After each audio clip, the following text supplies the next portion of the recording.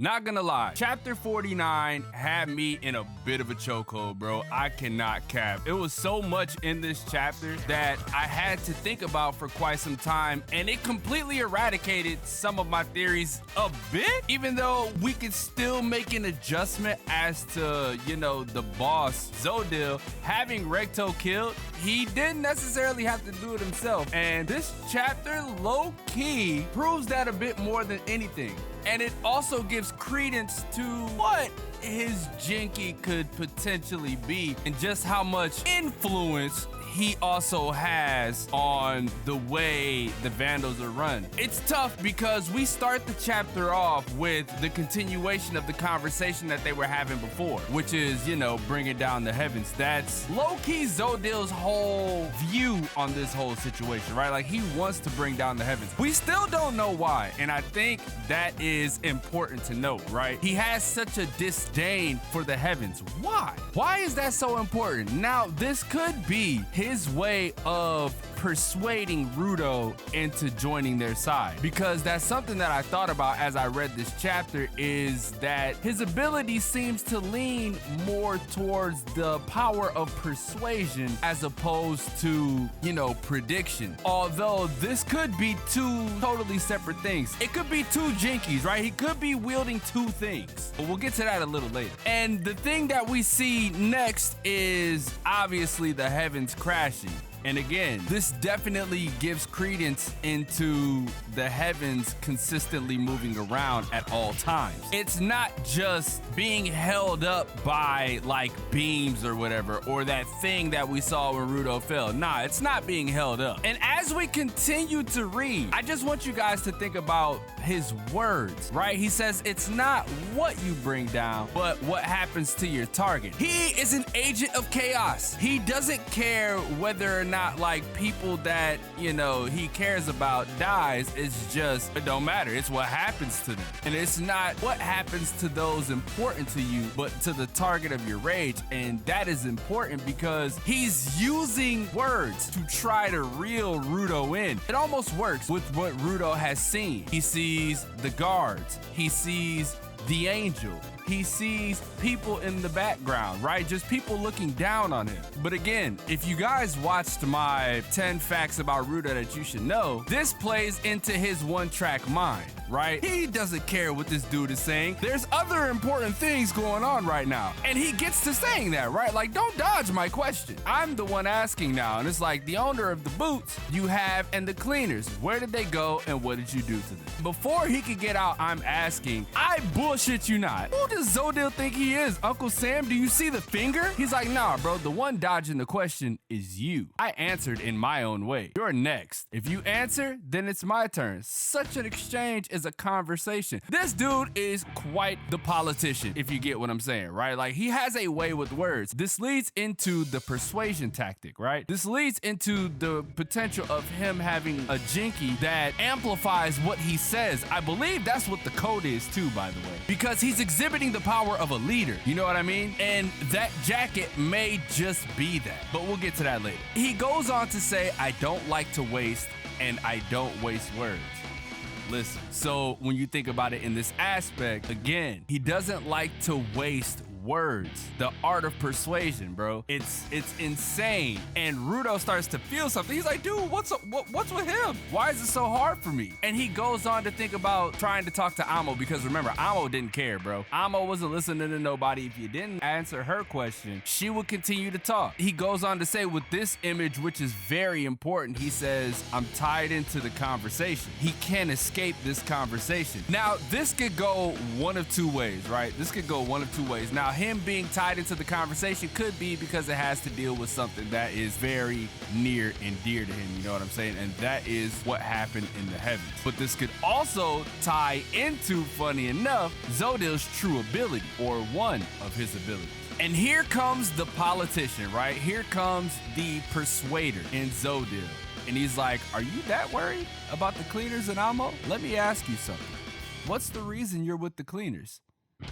he already knows, right? He's literally seen these things. You know what I mean? He's seen them. So this is more so trying to get into Rudo's head. And Rudo goes on to say, to get back to the heavens, I'm with the cleaners to find out how to get back.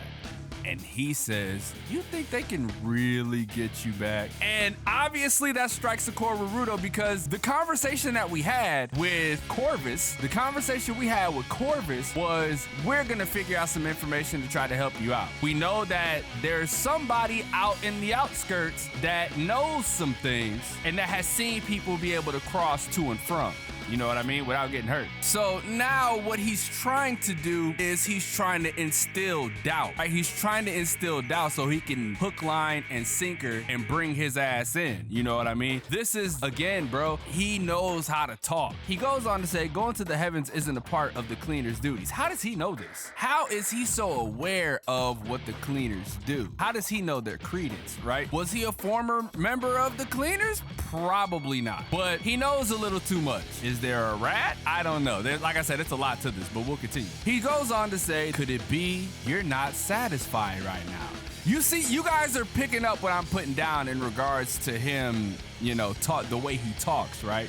The way he says things. Very persuasive. You're not going to end up playing buddy-buddy with them, are you? And it cuts right there. Again, it's really interesting how he layers this, right? He starts off picking his brain a little bit. And then by picking his brain, he starts to inch at it and stab at it with doubt. So now the more he starts to peel back the layers with doubt, the more he realizes he could get in there and really yank him from them. Now, before I move on from this, I would like to say that I believe Zodil has 2 jinkies, right? I believe he has 2, because if you guys remember, it's about how much care you put into your specific thing, and that's why he's trying to get out here to grab all of these said things, right? The Watchman series, it's so important because the watch that he's wearing helps him with prediction, right? It's outside of his prediction, but that jacket, we know that jacket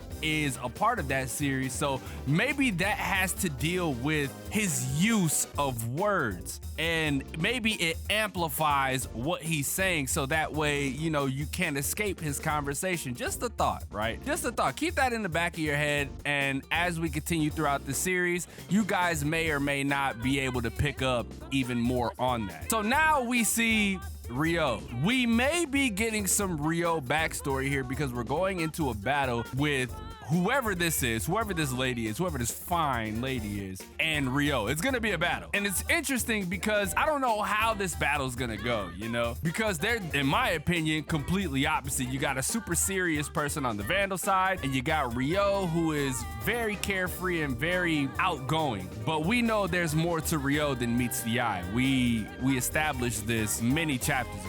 And then we get to Engine, right? Engine's going up against this kid. This kid looks terrified that he ended up getting matched with Engine. I don't blame him. Engine is OD, right? Engine is super OD. We know he's one of the strongest cleaners. Just know it's going down. And you see in the background, you see VS, right? We got the versus screen. So we got Rio and this lady. We got Engine and this kid. And then we got the Santa Bros versus this guy. Question is, where's Guida? Where is Guida? This fight is gonna be absolutely sick, bro. Zonka versus Jabber. This is gonna be hard. This is part 2, man. This is part 2. I can't wait to see what happens with this. I have a prediction in regards to how these fights are gonna go, but I'll save that for a different video. But I do believe Guida is gonna show up and help out Rudo. That's gonna be the fight that's gonna happen there. I believe Zonka can handle this one-on-one himself. I think he has processed what happened since the last time. He knows what he's able to do, so I think he'll be able to shut it down a bit quicker. The Santa Bros, I don't know how that's gonna go, because we don't know anything about this old dude on the other side. He does look kind of strong.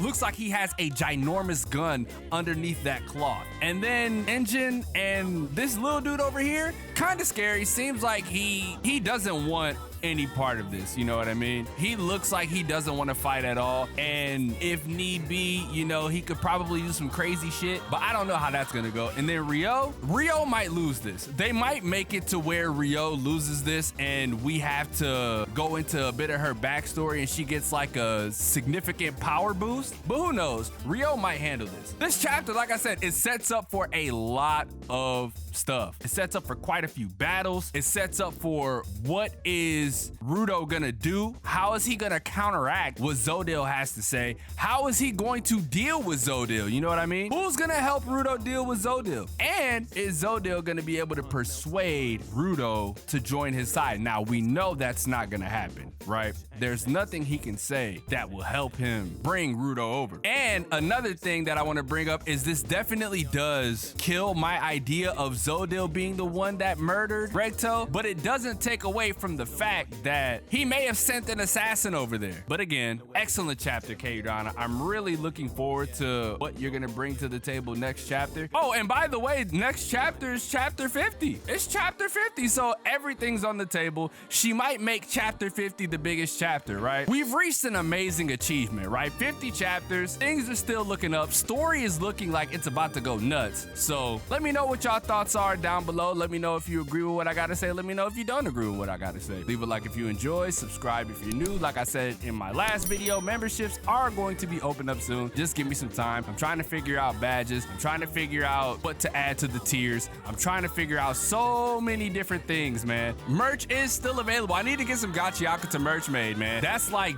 dead ass on the agenda, is getting some Gachiakuta merch done, because like I said, it's a huge part of my channel, bro. Right? It's a huge part of my channel, so why not? I'm gonna go ahead and get to editing this video. I'm gonna try to get it out by tonight, by like 10 p.m. So look forward to that. With that being said, it's your boy XDomoSenpaix, and I will catch you guys in the next video.